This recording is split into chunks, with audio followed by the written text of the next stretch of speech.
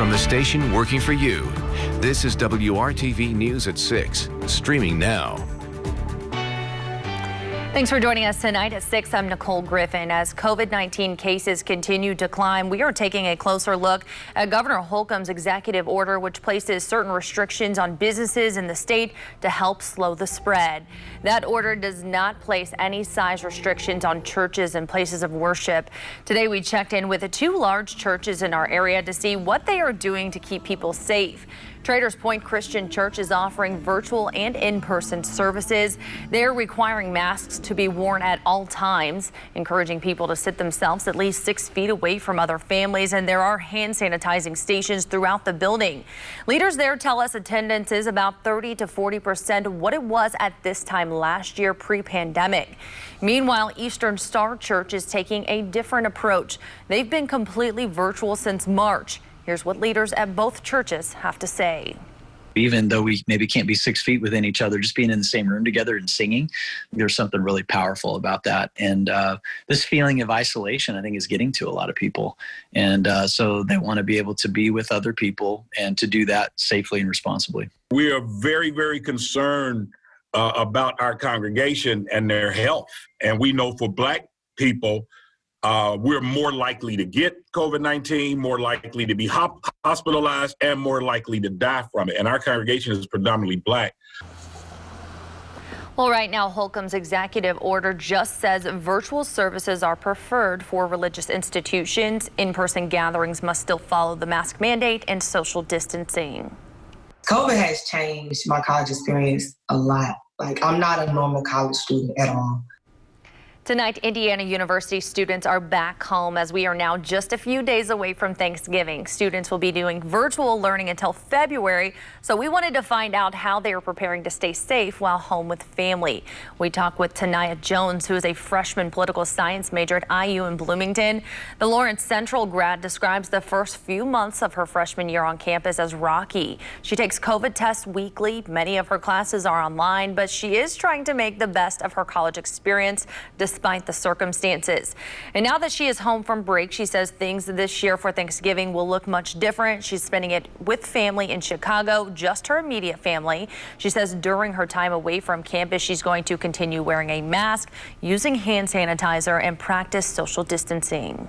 During the year, they have drilled that into our heads like numerous times. Like IU was very heavy on the 15 people in a group per match, just walking outside, or just 2 people in the elevator, or just simply just separating out when you're having lunch or you're kumbaya with your friends, all of that. But like, so far as like when we got home, I don't really think it was like too many instructions, because they were like, you know, since you're home, and we just hope that you return safely and without it, you know. But they did inform us that we will be tested again once we come back in the spring.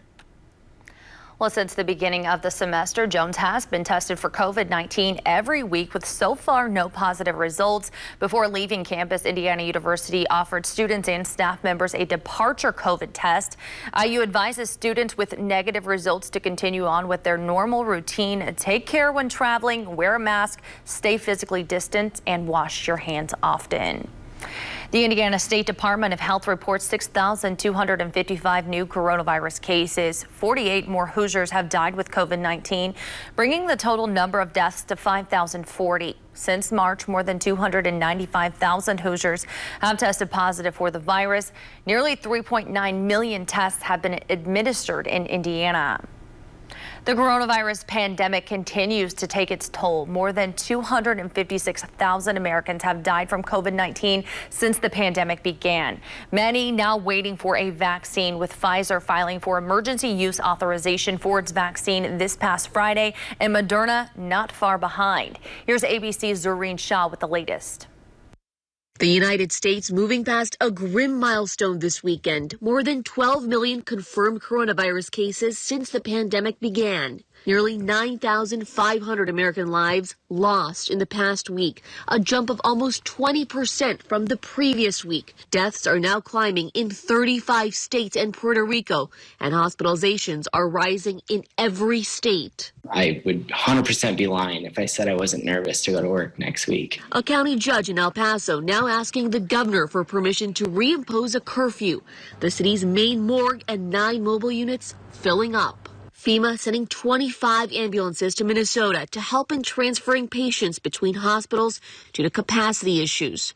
15 members of one family in Arlington, Texas, diagnosed with the virus after a small birthday party. Took every single precaution with the exception of gathering. You are not immune, your family's not immune, but staying at home, you can prevent the spread of COVID-19. Officials now focused on the holiday season. There are more family gatherings, 37 days between today and January 2nd of significantly increased social activity. The CDC has urged Americans to avoid travel and to celebrate just with those in your own household. When you're eating and drinking, obviously you have to take your mask off. We know now that those are the kinds of situations that are leading to outbreaks. On Friday, Pfizer filed for emergency use authorization from the FDA for its vaccine. Moderna expects to file by the end of the month. But there is concern many Americans may not be willing to be vaccinated. And I think it's very unfortunate because this has been exacerbated by the political context under which we have worked very hard with the companies and with the thousands of people that have been involved to make these vaccines available. Zoreen Shah, ABC News, Los Angeles. Zoreen, thank you. A new drug therapy from Eli Lilly and Company received emergency use authorization from the FDA last week. But the new EUA says the drug can be used in combination with remdesivir to help treat hospitalized COVID-19 patients needing supplemental oxygen. Baricitinib is an anti-inflammatory drug, and it's already approved and being used in more than 70 countries to treat arthritis. What the study showed is a benefit in recovery from 8 days to 7 days, which when you think in the magnitude and number of patients that are hospitalized around the country, it's a significant benefit both for patients and for the hospital system. Lilly is working with healthcare systems and governments to make sure patients have access to the drug. Earlier this month, Lilly also received another EUA for an antibody treatment to help COVID-19 patients earlier in their diagnosis. And coming up Tuesday at 7 p.m., we are diving deeper into the COVID crisis in Indiana. You'll hear from a 30-year-old man who survived a battle with the coronavirus, plus the candid conversations with healthcare workers who are putting their health on the line to protect you. And we're also talking with experts, everything you need to know about a potential vaccine. Our WRTV News special, Inside the COVID Crisis, airs Tuesday at 7 p.m. A visitation is underway tonight for a veteran Indianapolis firefighter who passed away unexpectedly last Friday. 49-year-old IFD engineer Matthew Bennett was assigned to IFD Engine 1. And just before 10 a.m. on Friday the 13th, he drove Engine 1 to a possible structure collapse. Shortly after arrival, Bennett was complaining about chest pain and was taken to the hospital. He did not survive and passed away Saturday, November 14th. Tonight, visitation at Crown Hill Funeral Home will last until 8 p.m. It is open to the public and masks are required. Earlier today, we talked to an IFD captain who got to know Bennett throughout the last 5 years. Matt took the job very serious. He knew things that most people didn't know. He would make sure that everybody was taken care of. Anything you needed, anything you wanted, Matt was able to get it. He's very thorough, very knowledgeable of his job, took the time to understand and know what he was supposed to do as a firefighter, as an engineer. He valued, he was like family, friends in the fire department. He was a true public servant, and we're better with knowing that Matt was part of our lives. Bennett is a veteran firefighter of 23 years, but a dedicated public safety servant of 31 years. He previously worked with Wayne Township and Franklin Township Fire before joining the IFD family. Services will be closed to just family tomorrow, but a procession will follow the funeral around 11:45 a.m. His casket will be placed on IFD Engine 1 for the procession from Crown Hill Funeral Home past IFD Station 1 and return to the cemetery for burial. He will be laid to rest in the Heroes of Public public safety section of Crown Hill. Now to your forecast tonight. Meteorologist Kyle Mounds joins me now. And Kyle, if you're heading out to the store for dinner, you want to bundle up because it's pretty chilly out there tonight. Yeah, chilly, and it's been damp. You know, it's looked like we've been on the brink of sunset throughout the day with all those clouds and quite the soaking rain that came with it. About 1.25 inches of rain fell in Indianapolis. Out there now, we've got the clouds still, just a little bit of drizzle. That's about all that is left for us. Temperature, there's the chill. 39, feels like we're in the lower 30s though because of that northwest breeze, and temperatures this evening holding pretty steady with some areas of drizzle. We'll look ahead to your Thanksgiving in just a bit. All right, Kyle, thank you. Donald Trump's election lawsuit continues to face legal setbacks, but he's sticking to his mission to keep Joe Biden out of the White House. The very latest coming up next.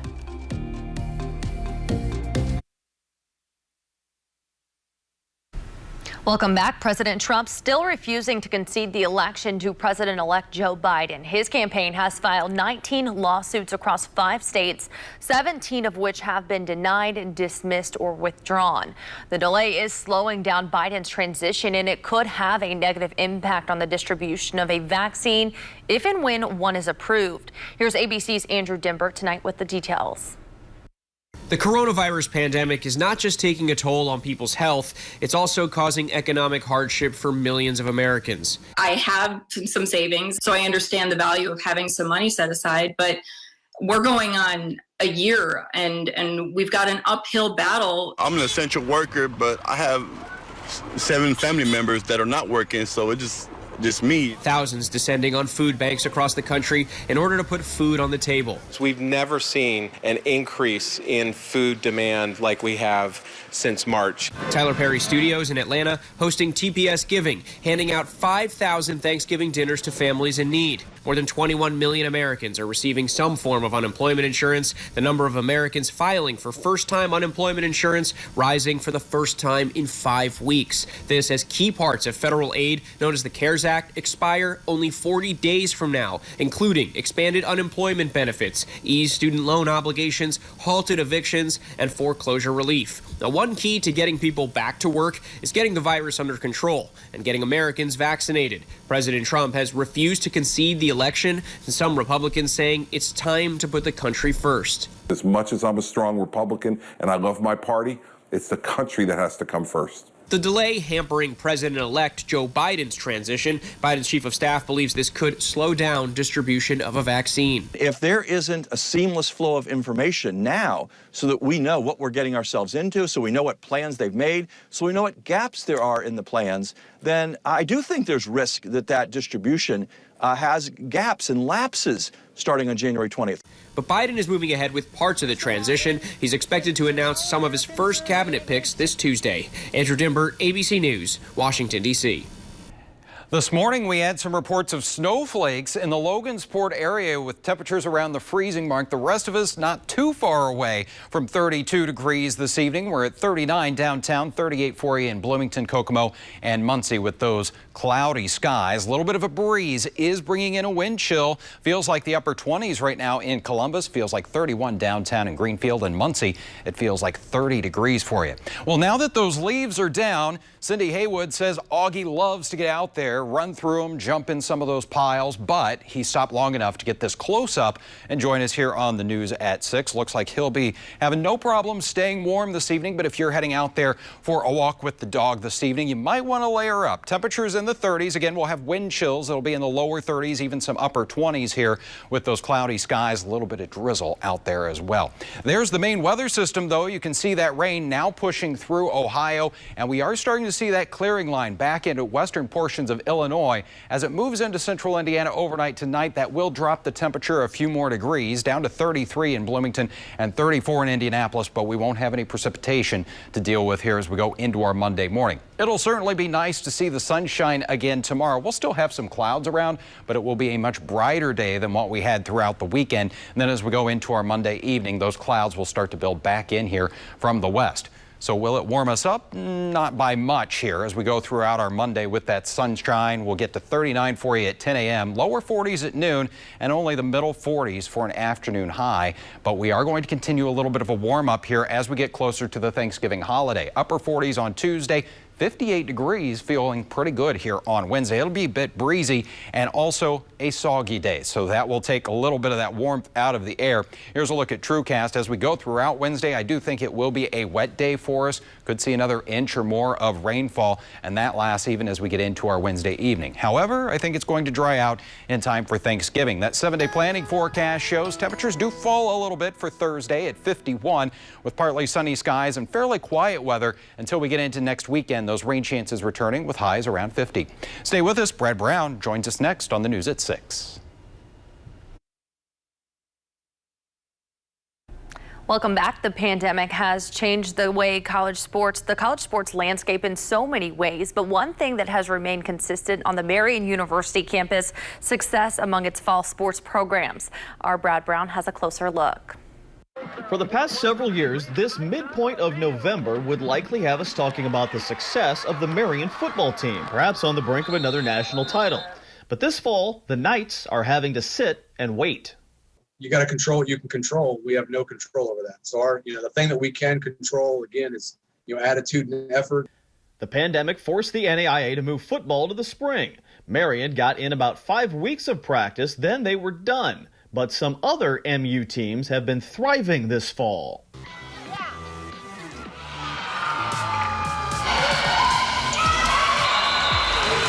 The Marian women's soccer and women's volleyball teams have proceeded and succeeded, both climbing into the top 5 of the national rankings. The women's soccer team just finished off a 14-1 season that they capped with a Crossroads League championship.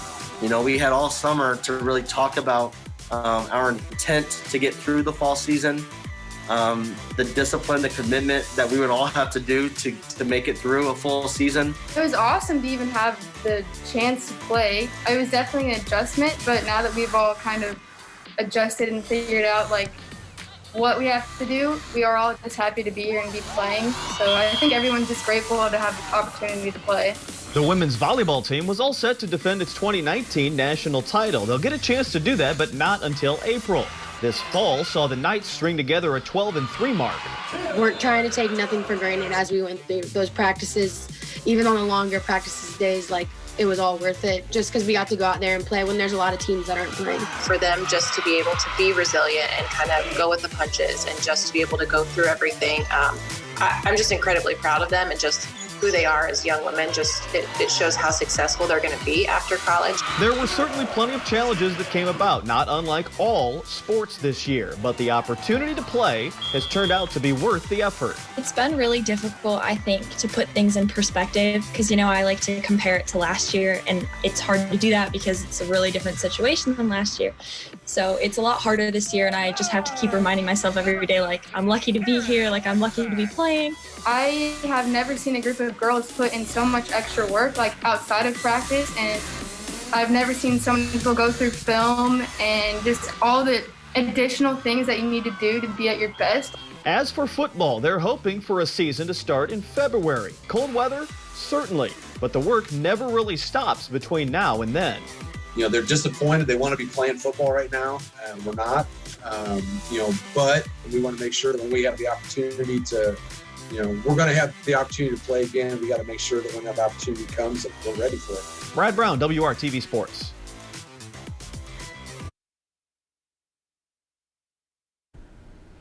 WRTV's annual toy drive is underway. You can drop off new unwrapped gifts at several Central Indiana youth store locations. We will also be collecting donations at Simon Malls in the Indianapolis area on December 5th. You can also make a financial donation online at WRTV.com/toy drive. Here's some good news for Disney World visitors. If you've been missing hopping from one park to the other when you visit the theme park, no worries. You'll get the opportunity to do it again in January.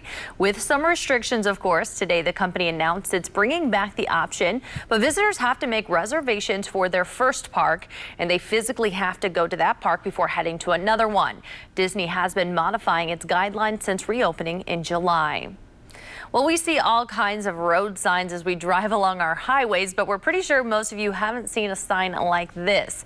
Authorities in Jasper in Canada's Alberta province have put up signs asking motorists to to avoid allowing moose to lick the salt off of their cars. Well, apparently moose find it hard to resist the salt that ends up on vehicles after it's been spread on winter roads. Many people at Jasper International Park stop on the side of the road to check out the moose, but officials say this can be dangerous when moose get too close to the cars. When that happens, they ask people to simply drive away. Interesting, Kyle, and wow, those shots right there are beautiful. Yes, they are. You know, maybe in a yellow car, they think it's a giant potato chip or something. I don't know. Salty chip. Yeah, there you go. All right, well, as we look through the next 7 days of our forecast, things are fairly quiet as we start off the week. Highs in the 40s there. We'll warm it up with some rain on Wednesday. Dry and 51 for Thanksgiving. All right, Kyle, thank you. And thank you so much for joining us. We'll see you right back here tonight at 11. Have a great night.